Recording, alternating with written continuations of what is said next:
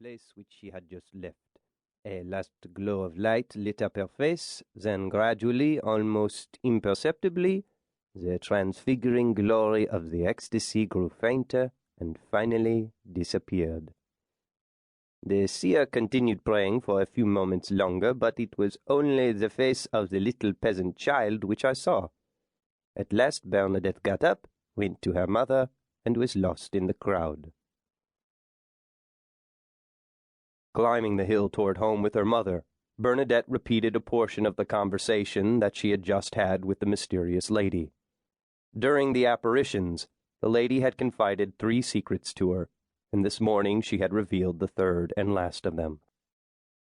Shortly after, when the converted cynic Estrade had become Bernadette's friend, he had asked her what the lady had said to her during the 7th appearance, and he learned that 3 secrets had been entrusted to her, but that they concerned nobody but herself.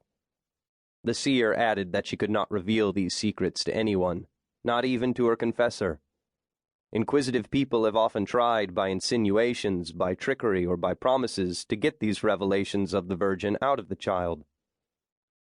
But all attempts failed, and Bernadette carried her secrets with her to the grave. On another occasion, a young lawyer from a nearby town, Charles Maidon, dared to bring up the subject once more. "And your secrets, what are they about?" "They concern only me." "If the Pope were to ask you for them, would you tell them to him?" "No."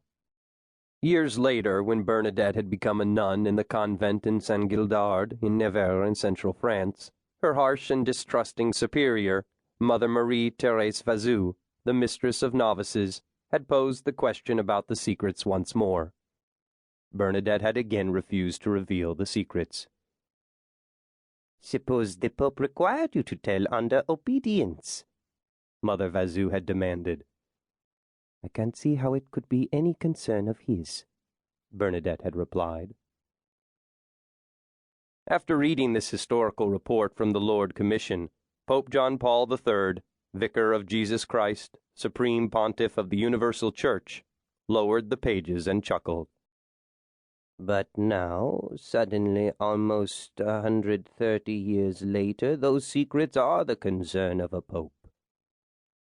"Yes, Your Holiness," said his Secretary of State, "especially the final secret given to Saint Bernadette during the 7th apparition." They were in the Pope's spacious and ornate private office on the top floor of the Vatican. From his high-backed white satin chair behind the neat papal desk, Pope John Paul III stared past the gold damask drapes framing the clear recessed windows that overlooked St. Peter's Square. He turned back to the Cardinal, his Secretary of State, who sat in one of the red satin armchairs across from him. "And now," said the Pope, "we know all 3 of Bernadette's secrets. Of that you are certain?" "No question," said the Cardinal. "The full documentation from the Commission of Lourdes is in your hands." "This is absolutely authentic?" "As you will see, Your Holiness. The first 2 secrets are minor and have come to pass, and are of no interest to us. The 3rd secret, the last, as you have agreed, could be momentous.